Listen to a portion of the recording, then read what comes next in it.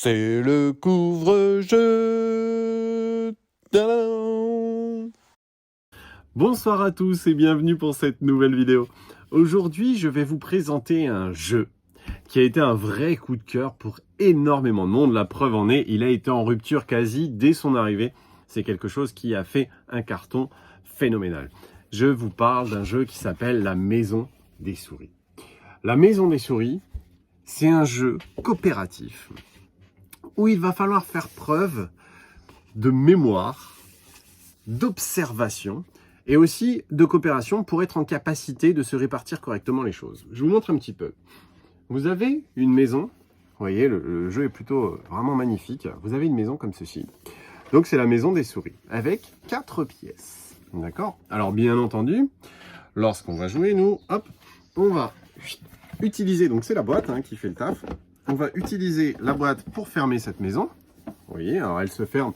Pour qu'elle se ferme bien, on fait en sorte que l'échelle soit correspondante, puisque vous voyez, c'est le seul côté où vous avez l'échelle.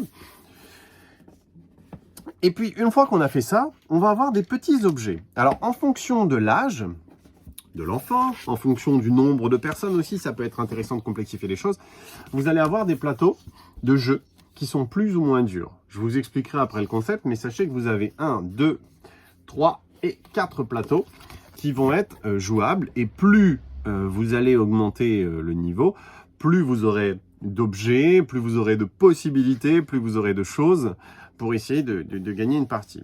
Comment ça va se passer? Donc imaginons, on va jouer au level 1, on va prendre la carte level 1, on regarde dans le level 1 les objets qu'il faut prendre, ils sont ici, donc on en a 6 d'objets. On prend nos 6 objets, donc là je vais en prendre 6 au hasard, c'est pas très grave pour la démonstration. Et puis une fois qu'on a les 6 objets au hasard, je les place ici, hop, dans la maison. Une fois qu'ils sont placés dans la maison, je secoue, alors surtout pas de haut en bas, c'est pas l'utilité, ici, de long en large, hop, voilà. Une fois que c'est fait, je vais placer cette petite lampe, ici, dans le trou qui est justement prévu pour la luminosité. Dès que c'est fait, vous voyez, tout autour, vous avez des fenêtres.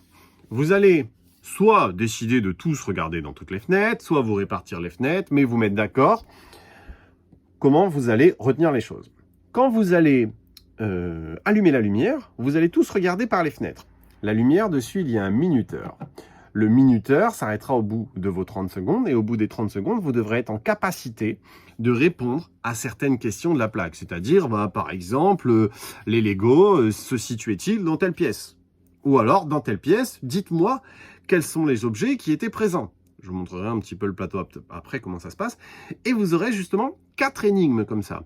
Sur les 4 énigmes qui vous sont proposées, dont vous ne savez pas encore quelles seront-elles, c'est ça qui n'est pas si simple que ça, il faudra marquer le plus de points possible, puisque vous aurez tout simplement 4 manches, accessibles 4 points par manche, et l'objectif est de faire 16 points. Donc regardez un petit peu. J'allume la lumière, hop, vous voyez une petite lumière qui se met en route là, ici. Et je ne sais pas si vous voyez à travers les fenêtres, c'est vraiment pas évident de vous montrer ça.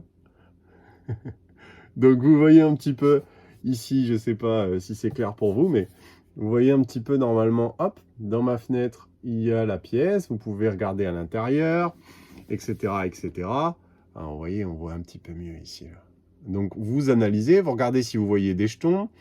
Si vous voyez des jetons, vous retenez dans quelle pièce ils sont. Vous essayez de mémoriser ça au mieux. Alors, je crois que ma lumière s'est éteinte déjà. Vous voyez, la lumière s'est déjà éteinte, parce que le temps qu'on parle et tout ça. Mais vous voyez, vous analysez au mieux si vous voyez des jetons au sol. Sauf si vous aviez toutes les pièces. Vous voyez, oui, il y a un jeton là-bas. Alors là, par rapport à la caméra, on ne le voit pas bien. Ici, on n'était pas dans la caméra, on pourrait peut-être le voir ici, etc. On retient. Bim, la lumière s'arrête. Parfait. Une fois que la lumière s'est arrêtée, on prend le plateau qu'on a décidé de jouer à ce tour-là. Et vous voyez, il y a des petites pièces comme celle-ci qui demandent soit un panier, soit une maison. C'est-à-dire que le panier, ça va être l'objet. Et là, ça va être la pièce. Et donc ça, ce sont ces pièces qui sont comme ceci. Vous voyez, que l'on va placer au démarrage au hasard. Comme on va les placer au hasard au démarrage, comme je vous disais tout à l'heure, on ne sait pas la question qui va nous être posée. Par exemple, ici, si je retourne, hop, une fois qu'on aura vu les choses, bim, Bim. Et là, on nous dit, est-ce que dans la cuisine, il y avait les boutons? Là, vous pouvez vous concerter, vous mettez d'accord, etc., etc. Vous dites oui ou non. Si vous dites oui, vous mettez un petit jeton comme quoi c'est validé. Si vous dites non, vous mettez un petit jeton comme quoi vous n'êtes pas d'accord. Vous passez à la deuxième énigme. Hop, on prend un autre jeton. Alors voilà, on va en prendre un autre. Hop, on prend les dés. Vous le mettez ici et ça veut dire quand on le retourne, hein, bien sûr, vous avez vu, c'est le petit panier. Donc quand je le retourne, j'ai les dés. Est-ce que les dés, donc du coup, est-ce que les dés étaient dans telle pièce? Dans telle pièce, dans telle pièce ou dans telle pièce? À vous de le justifier, vous mettez votre petit pion validé justement à l'endroit où vous pensez qu'ils étaient. Ici, ben vous l'avez bien compris, vous allez mettre une pièce. D'accord, on va mettre une pièce au hasard. Hop, ici. Est-ce que dans la chambre, il y avait ça, il y avait ça, il y avait ça, il y avait ça, etc. Et vous allez dire ce qu'il y avait. Et puis là, vous mettez deux objets et vous devez dire s'ils étaient dans la même pièce, ces deux objets.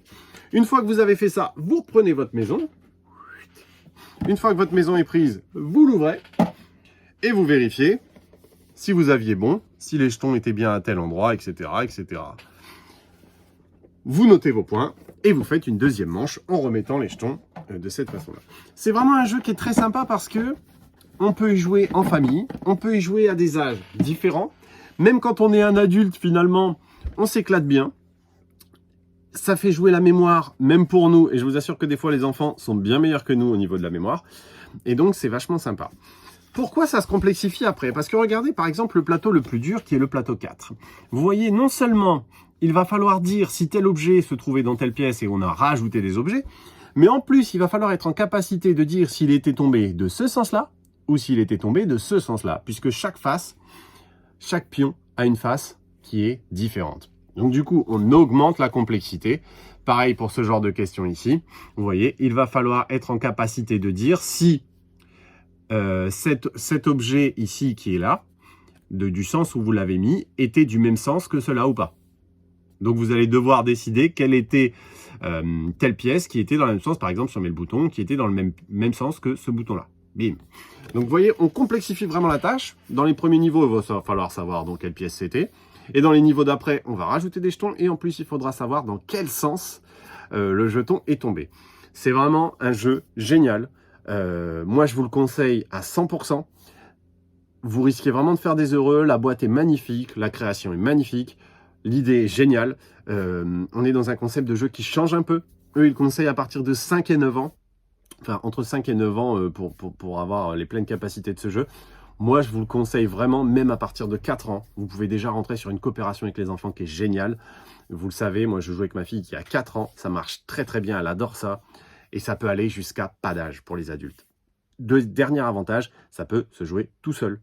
Il marque à partir de 2 joueurs, mais tout seul, ça passe très, très bien. Les enfants s'éclatent également.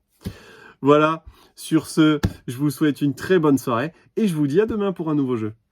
C'est le couvre-jeu. Tadam!